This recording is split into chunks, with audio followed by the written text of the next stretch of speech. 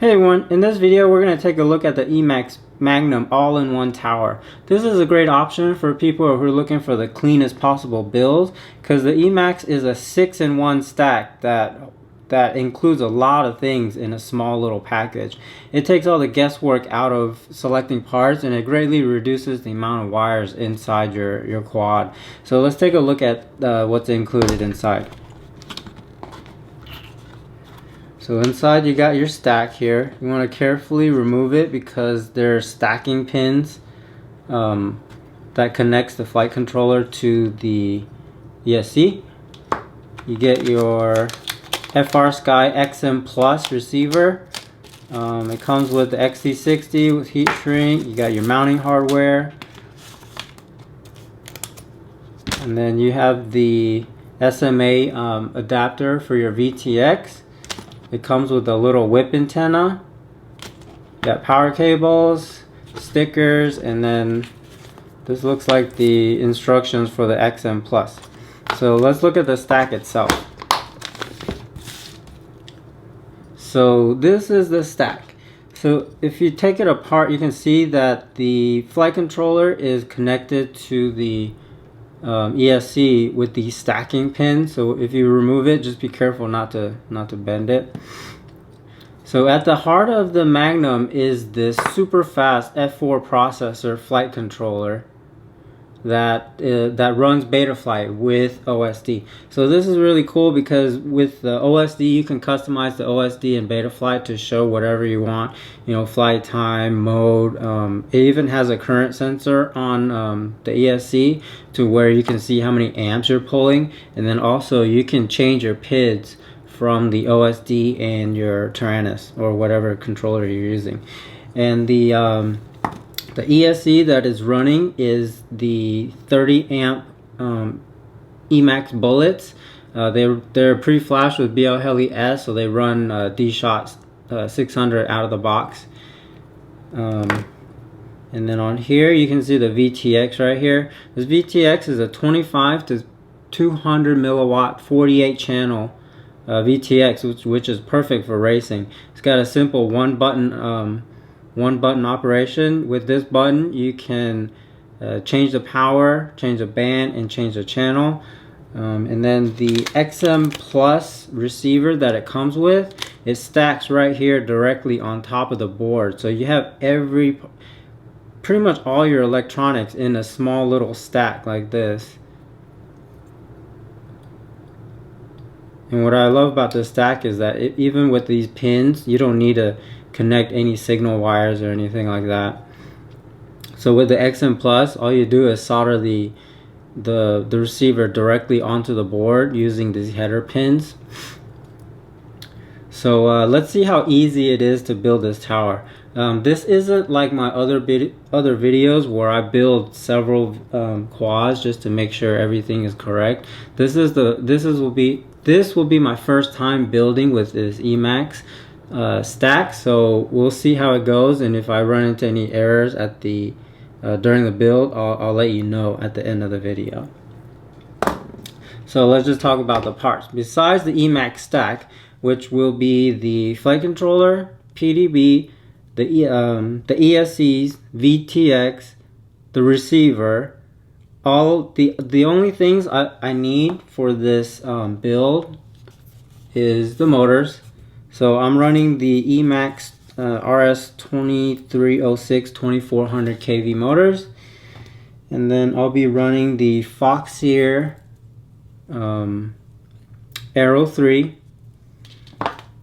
and then the TBS left hand circular polarized antenna, because I'm building it with the Tokio X frame.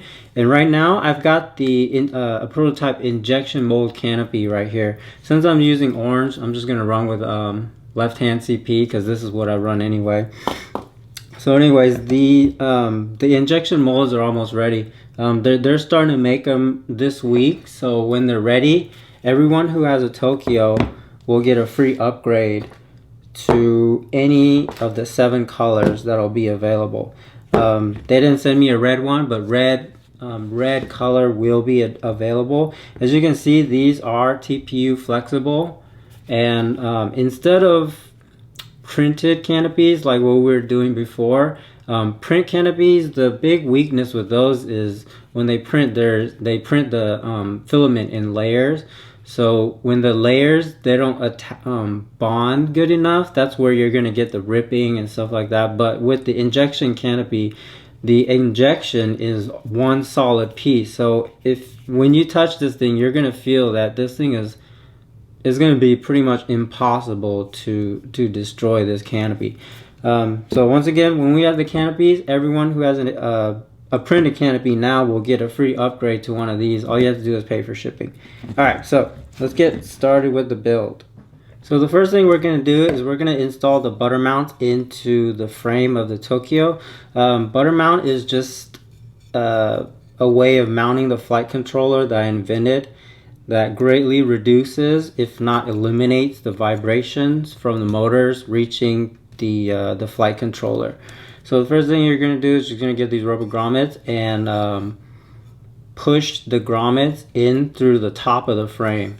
Top of the frame is the flat side. The bottom of the frame is the milled out holes. It's milled out because the bottom of this frame will be completely flat when it's built. So just grab the grommets and just push them through the holes.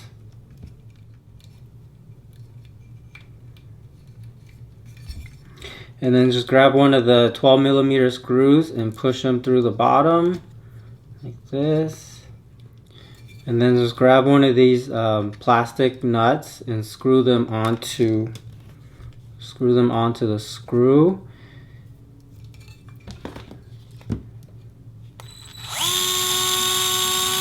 And you just want to turn this, tighten the screw just when it touches the butter mount. Just turn it like one more turn.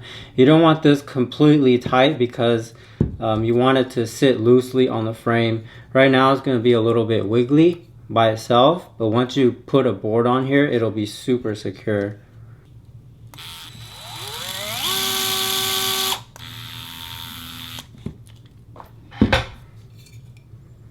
Alright, so once I have the butter mounts on here, I'm just going to mount my motors onto my frame. Alright, so now that I got my motors on here, I'm going to mount my ESC onto the board, and then I'm just going to temporarily put two of these little M3 plastic nuts on here. I don't want to put the standoffs on there yet because I always find myself burning them when I'm trying to mount the ESCs. So I'm just going to put one of these on here, or maybe two of these, just so the ESC will stay flat and it'll make it easier to solder everything. So I'm going to go ahead and pre-tin all my leads that I'll be using.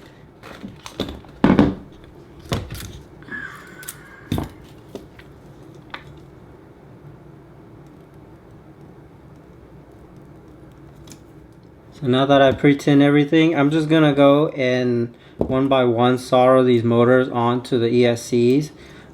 Just one tip if you're building a Tokio like over here, because the canopy has holes on the side like this for the ESC wires to come out. It's going to go like this, and then the pads are up top. So when you solder these ESC or these motor wires, make sure you kind of stagger them so they're coming out to the side like this. So that way when you have them mounted, the holes will line up with the ESCs like this, and then the same thing on the back. Just make sure they're soldered kind of like on the side this way, going out this way. So I already did 3 of the motors. On the last one, I'll just show you what I'm doing. I'm just going to slip a little piece of heat shrink around the wires to help protect it a little bit, and then I'm just going to place the wire where it goes. And then first one, I'm just going to cut. Just want to make sure you give it a little bit of slack so the wires aren't tugging on the ESC pads too hard all the time. So I'm just going to do them one at a time.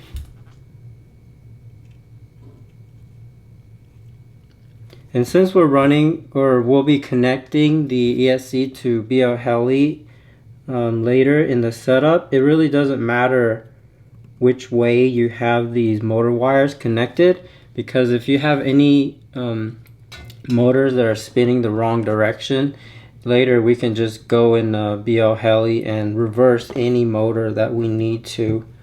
So right now just connect the wires to the ESC, whatever is the easiest way.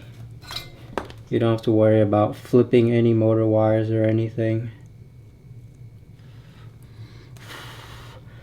That's a good thing about BL Heli.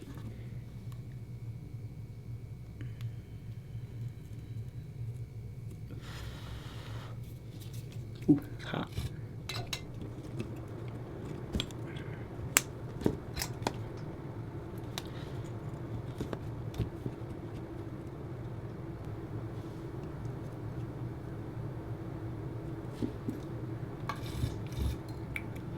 Alright, so this is what it should look like once you have all the ESC connected to the motors. And then I'm just going to do a quick fitment to check that my canopy will fit. And it does fit perfectly, just like that. Next we're going to install the power cable onto the 4-in-1 ESC. So since the Tokio has the mounting hardware directly behind the power wire, you can't just mount the wire like this. You have to go a little bit sideways because you're going to need to clear this post right here. So just kind of place your power cable like this and then just kind of measure out where to cut. So just a tip, the positive lead will be slightly longer, maybe like 1/16, well actually yeah, about 1/16 of an inch longer. So when you're doing these big fat cables, always do the PDB side first, melt the solder, and then just put your big fat cable. Oops. When you're doing this, since these pads are so close together, you got to make sure you don't make a bridge in between these. I wish they made these pads just a little bit bigger. It's kind of hard to work with.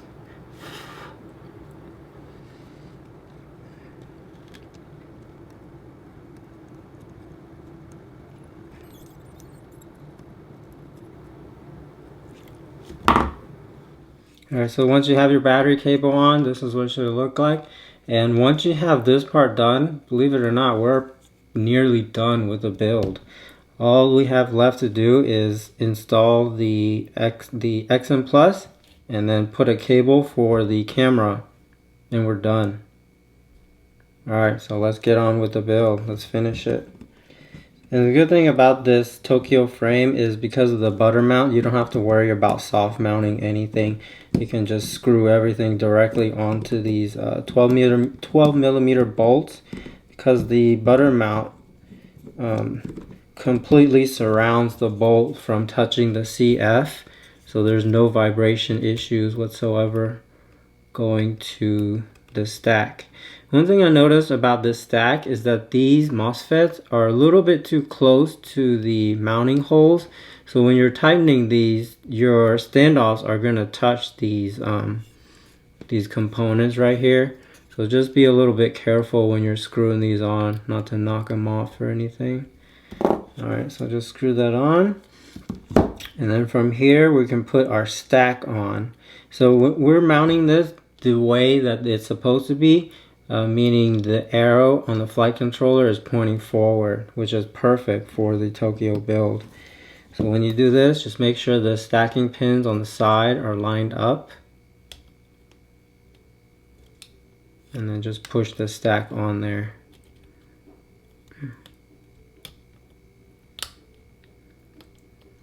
Just gotta be very careful when you're doing this part. You don't want to bend those stacking pins.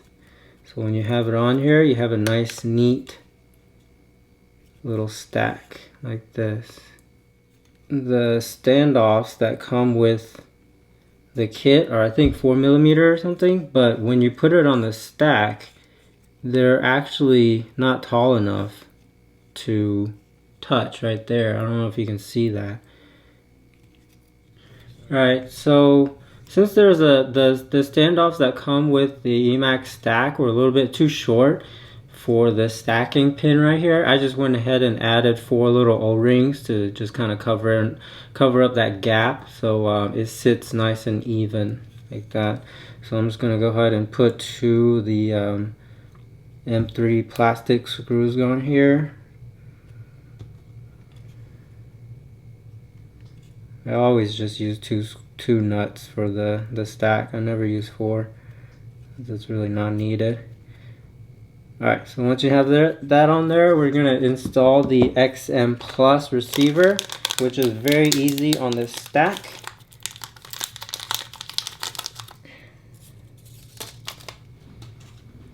So the XM Plus is going to sit on this 3 header pins that's already installed. It's going to sit just like this. So the foam that's under the VTX sticks out just a little bit on the side here, and that's for the receiver. So just go ahead and put this on there like that, and then go ahead and solder it on.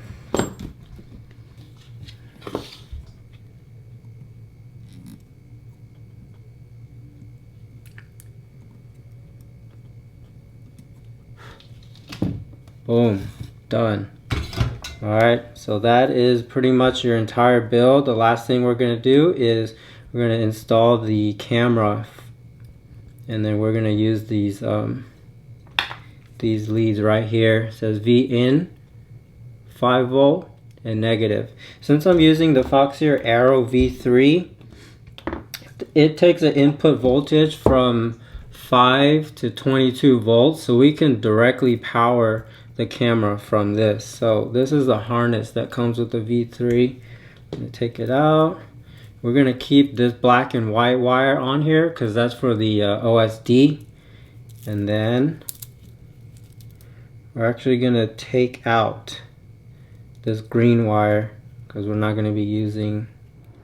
Alright, so normally on a Foxeer V3, I would use the on-screen display that's built into the camera to show the voltage, and that's what this purple wire is for. This is the VSEN wire. Normally you would connect this up to the battery and it'll tell you the battery voltage, but since this EMAX Magnum stack has built-in OSD from BetaFlight, we're going to disable all the OSD that's on the camera, and we'll just be using the OSD on the BetaFlight. So I'm going to go ahead and remove all of these wires. This purple wire, which is the VSEN wire, and then actually, yeah, we'll just go ahead and remove it all because I'm not going to use any of the OSD from the camera. We'll just use the BetaFlight OSD. So my camera is going to sit somewhere right here. So we're just going to need to cut enough wire for it to go from here to this little pad right here. So I'm just going to kind of guess it's about, I don't know, an inch of wire. So I'm just going to cut this off right here. And then I'm going to splice these and then solder it onto the board directly.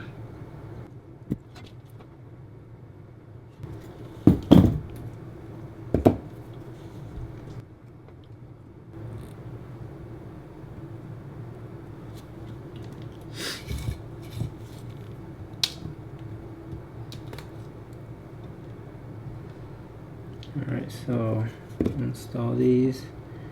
I'm going to go ground on the very left. So I'm just going to melt the solder and then poke the wire through.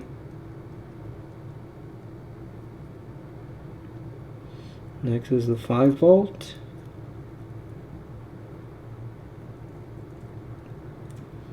And then V in, which is the signal.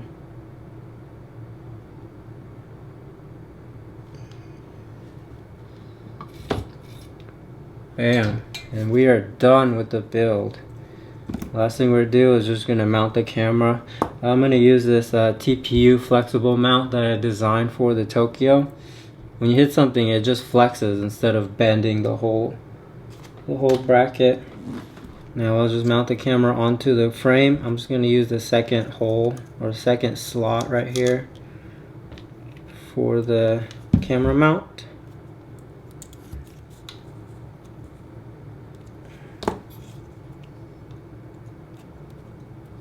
And then I'll put the canopy on, make sure everything fits.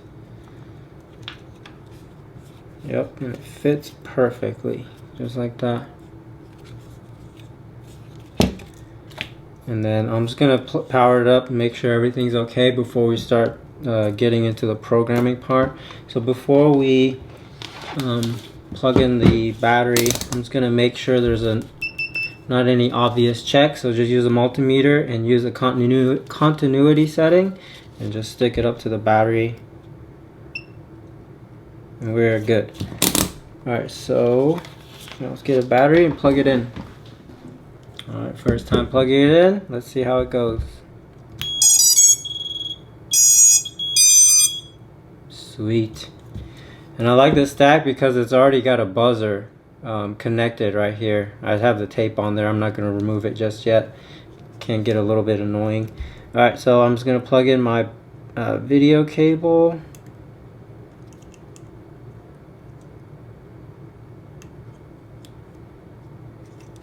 So before we get into the BetaFlight, we're just going to go ahead and flash the XM Plus to the Tyrannus. So to flash the XM Plus, there's a little button right here on the bottom right corner. That's the binding button. So I'm just gonna flash it. I'm just gonna bind it to my current Tokyo model. I'm not gonna get too much into the programming of the Tyrannus because I've done that several times. In the description below or on my website, I'll put a link to the backup file you can put into your Tyrannus, and it'll have all the switches and all the everything else programmed in there. So first, go to menu, page down, scroll up to where it says bind, push bind. And while holding down this button, plug in the battery. Oh, before you plug in the battery, make sure you have an antenna hooked up to the VTX. It's always good practice to do that. So push the button.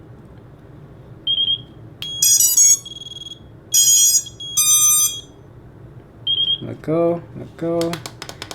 When you exit out, this the XM Plus should turn green.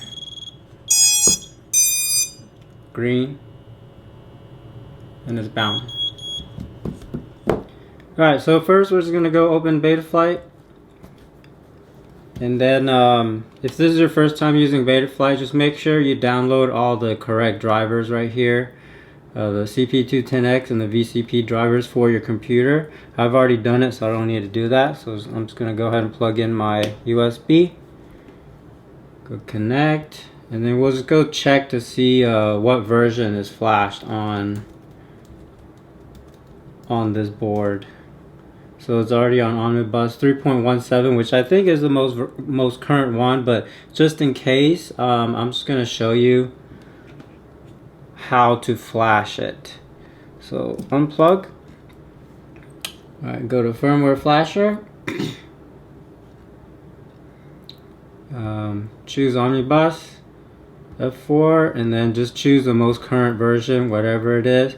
And then to flash this one, on the side of the flight controller on the left side, there's a little button right here. You gotta make sure this is enabled, and then push this button down and plug in the USB with the button held down, and then you should see up here it turns into DFU, so that means you're ready to flash. So go here, hit load online, and then hit flash firmware.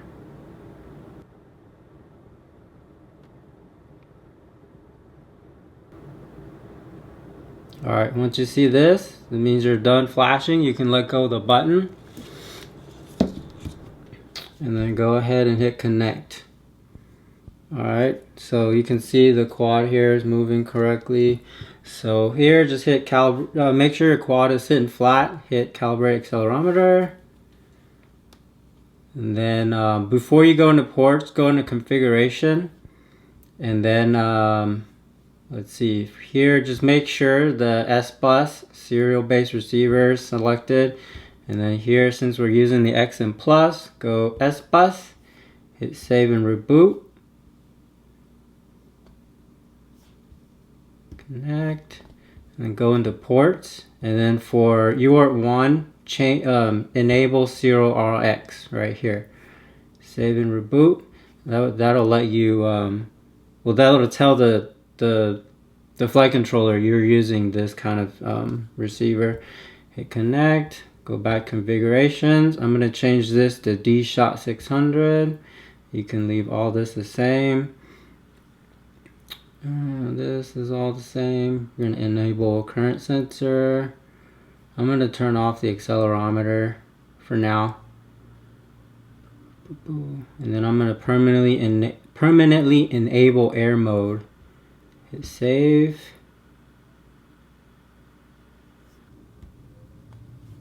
Connect. For now, I'm going to skip the PID tuning because this is the first time I'm building this quad, so I haven't even flown this, so I don't even know what the PIDs will be for this one. But once I have it built and I'm flying and I have it tuned, I'll put my PIDs on my website. And go to receiver and then just change this to this one. And I think that's all you do for there.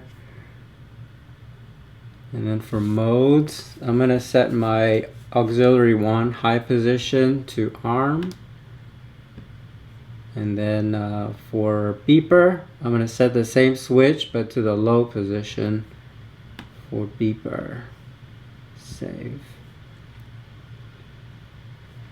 Alright, so for motors, since we're using D-Shot, we don't have to calibrate the ESCs. So I'm just going to plug in the battery so we can check the motors. So you're just going to spin up these motors individually one by one, like 1, 2, 3, 4. Make sure the motors are spinning in this direction. So for number 1 is correct.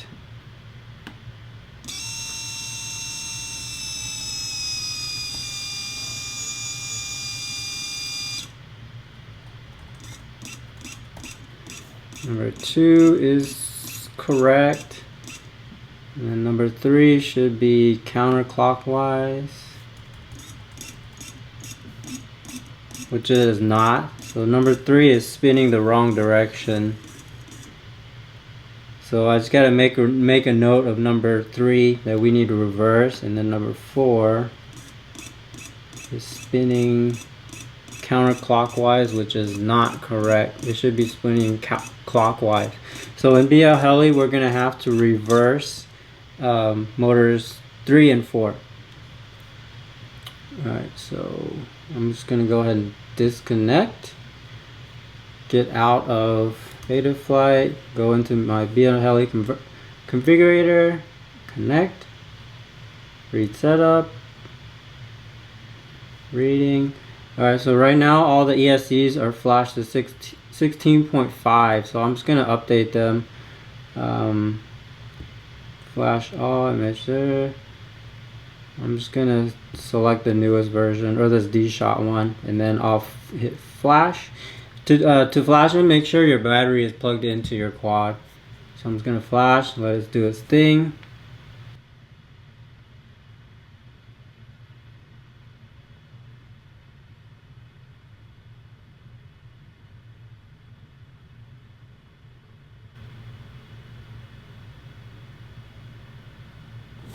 Alright, so it's done flashing. So earlier we had these two motors that were reversed. So I'm just going to go into motor 3 and reverse it.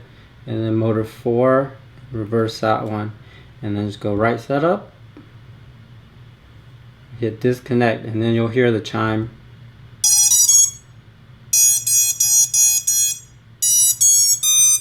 Alright, so we're done with BL Heli. Exit out. Go back to my BetaFlight, connect, and then we're going to go check the motors again just to make sure they are correct. So now that one is spinning counterclockwise, and then number 4 should be clockwise. Done. Alright, so next we'll just go into OSD. So OSD is built into this flight controller. So right here you can see this is an example of what you're going to see. So on the left is all the different options you want. I'm just going to turn off these bars. On time, fly mode, I'm going to turn off that.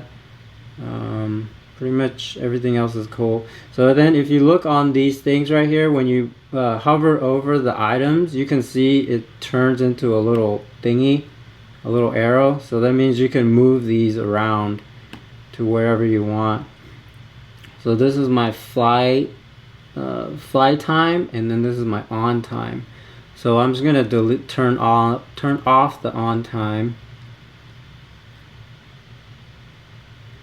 and then I'm gonna turn on the current draw. It's just telling you how many amps you're pulling. So that'll be my fly time, and then you can just go in here and then just play with whatever you want, configure it to your own liking. This is my battery voltage. And then just make sure everything else is set correctly, and then just hit save.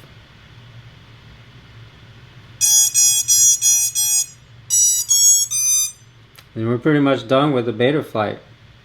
Disconnect. So once we're done with the BetaFlight part, we're just going to plug it up and make sure everything works. So I'm just going to plug it in.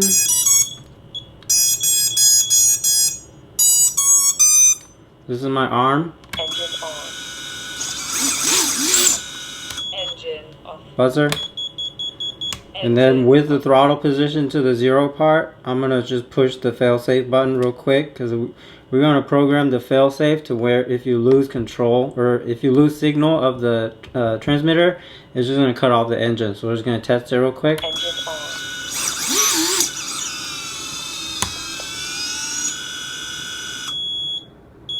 Done. So the failsafe works. So we're just going to finish building the rest of the quad. Alright, so I'm going to remove this antenna here and then just put on this regular one onto the canopy. So I've already installed the hardware for the canopy. I'm just going to thread this antenna to the back, and then I'm just going to put this nut on here. And you can just hand tighten it. It doesn't have to be super tight.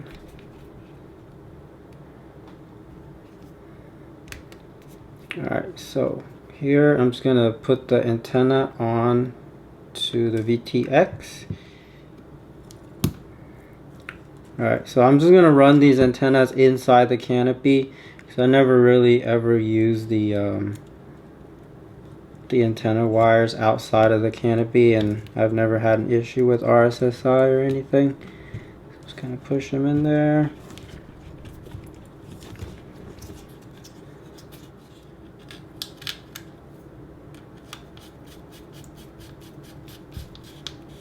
Alright, and we are almost done. The last thing I'm going to do is I'm just going to put on these little arm guards that I made for the Tokio.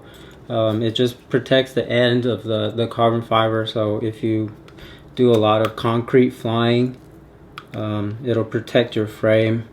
And they just slip on here, and then just the bottom part just goes over the motor screws.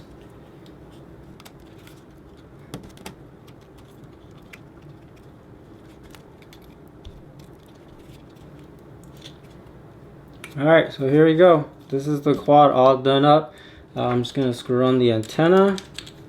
I'm using the orange left hand CP circular polarized antenna, which goes perfectly with the canopy. So here we go. Everything is done. I'm just going to take this outside, fly it, tune it, and then I'll put the PIDs for you on my website.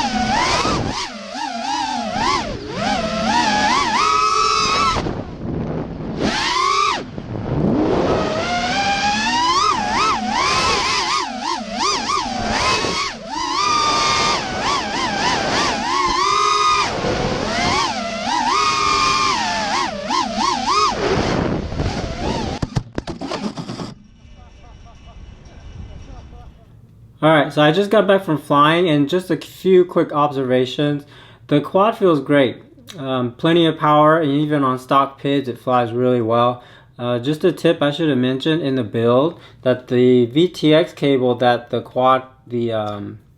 stack comes with, it needs to be reinforced before you start using it. I put Bondic on the end part of the cable on the VTX, but then as I was screwing on the antenna, this cable rotated and the cable popped out of the connector, and I wasn't able to get it back on, so I have to use the cable that I got from the TBS Unify Race. So if you're using the cable that it comes with, make sure you put Bondic not only on the connector where it connects to the VTX, but make sure you put it on the cable too, because this cable, it doesn't seem like it's very strong, and once it pops out, I don't know if you can get it back in.